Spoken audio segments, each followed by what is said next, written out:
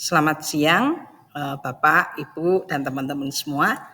Pada kesempatan ini, saya akan memaparkan tentang Rational Emotive Behavior Therapy atau biasa disebut REBT. Ya. Jadi dalam presentasi ini saya akan membahas tentang latar belakang, kemudian konsep dasar, prosedur, hingga keunggulan dan keterbatasannya. Kita akan bahas latar belakangnya. REBT dikembangkan oleh Albert Ellis pada tahun 1955 dengan nama Regional Therapy. Kemudian berubah menjadi RET pada 1961. Tetapi sejak tahun 1993 dikenal dengan REBT.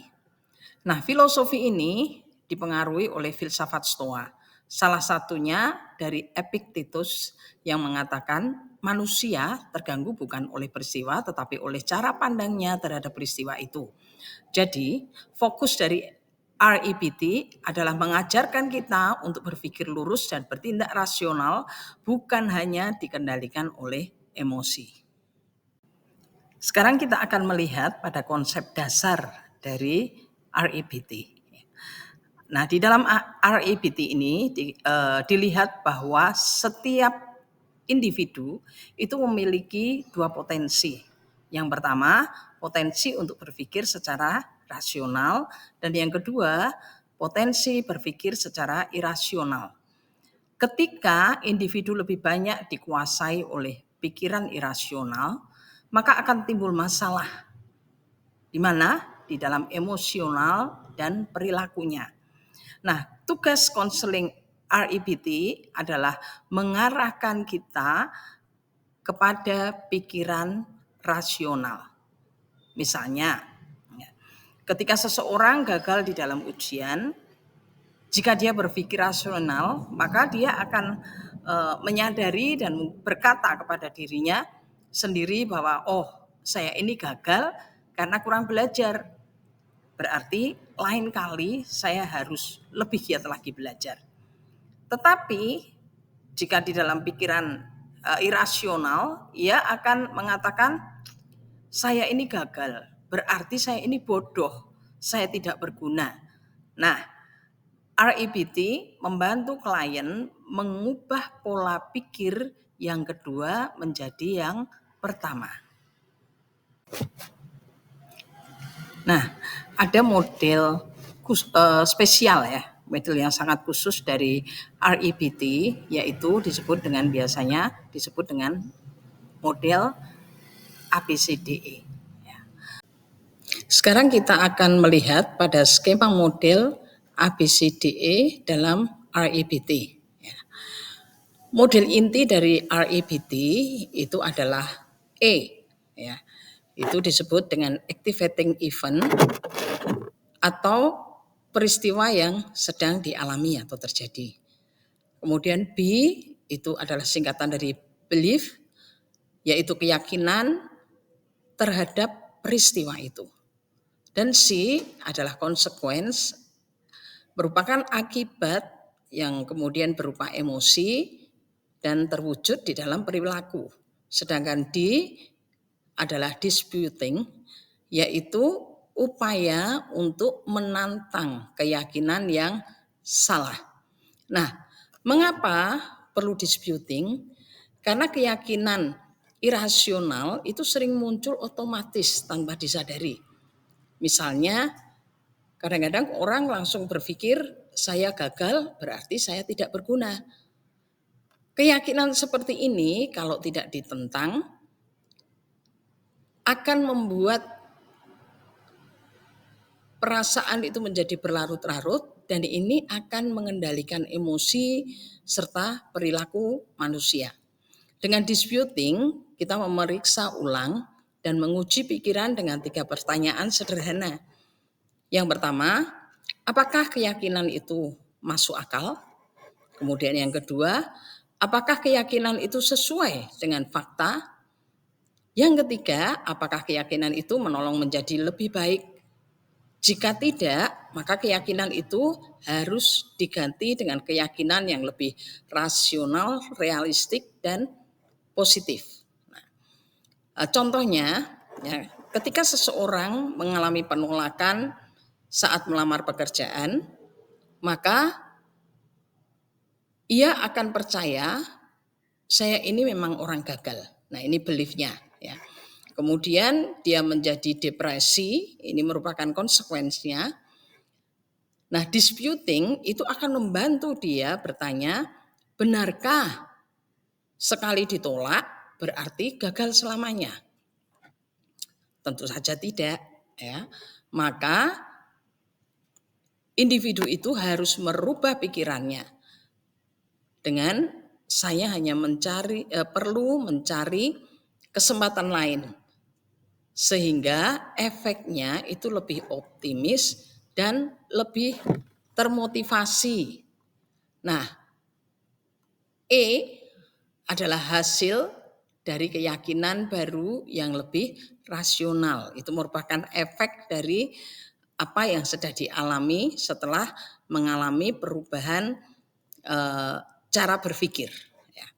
Jadi dengan demikian bisa terbukti bahwa bukan peristiwanya yang menentukan, tetapi keyakinan dari individu tersebut. Sekarang kita akan melihat akan tujuan dari konseling REBT. Nah, tujuan dari konseling ini yang pertama adalah mengubah keyakinan irasional menjadi rasional. Kemudian yang kedua, mengurangi gangguan emosional seperti rasa cemas, takut, marah, dan rasa bersalah. Yang ketiga, membantu aktualisasi diri dan penerimaan diri. Dan yang keempat adalah 3 tingkat insight, yaitu hubungan, sumber, dan cara mengatasi keyakinan. Nah, bagaimana kita melakukan konseling ini? Bagaimana prosedurnya? Kita akan lihat berikutnya. Dalam praktiknya, konseling REBT ini terdiri atas beberapa tahap. Yang pertama adalah membangun hubungan konseling. Nah, ini untuk kita menunjukkan empati dan supaya ada kepercayaan di dalamnya. Kemudian yang kedua, mengelola pemikiran. Itu dengan mengidentifikasi A, B, C, dan disputasi. Kemudian yang berikutnya adalah mengelola emosi, ya, supaya terjadi di situ relaksasi, bisa juga ada humor, kemudian ada juga metafora yang dilakukan di dalam itu. Kemudian berikutnya adalah mengelola tingkah laku modeling, kemudian juga dengan latihan yang asertif dan self talk atau biasa disebut dengan afirmasi. Nah, sekarang kita akan melihat bagaimana teknik konselingnya. Oke, teknik REBT itu biasanya dibagi menjadi 3 bagian. Yang pertama itu adalah kognitif, ya. Itu merupakan disputing beliefs, kemudian memberikan tugas rumah dan mengubah bahasa. Kemudian yang kedua adalah emotif, dapat berupa role play, ya, kemudian imajinasi rasional emotif dan humor. Kemudian yang ketiga adalah perilaku, jadi melakukan reinforcement, memberikan modeling, kemudian exposure dan shame attacking. Jadi konseling REBT ini cukup lengkap karena menggabungkan pikiran, emosi, dan perilaku. Sekarang kita akan melihat proses praktek REBT. Ya. Secara garis besar, proses praktis REBT terdiri dari 4 tahap. Yang pertama itu adalah assessment. Di dalam assessment ini kita melakukan identifikasi masalah dan juga melihat akan keyakinan dari klien. Ya. Kemudian yang kedua adalah melakukan education. Jadi kita mengajarkan model A, B, C, D, E. Ya. Nah, setelah itu dilakukan disputation untuk menantang keyakinan irasional yang dimiliki. Nah, setelah itu, setelah diketahui hasilnya, kemudian dibuat yang keempat yaitu reframing. membangun keyakinan baru yang akan membuat klien itu merasa kehidupan yang lebih baik dan lebih sehat. Berikutnya kita akan melihat apa sih keunggulan dan keterbatasan dari REBT ini. Seperti pendekatan konseling yang lain, ya, REBT ini juga memiliki kelebihan. Nah, apa sih keunggulannya? Yang pertama itu adalah jelas, kemudian terstruktur dan praktis.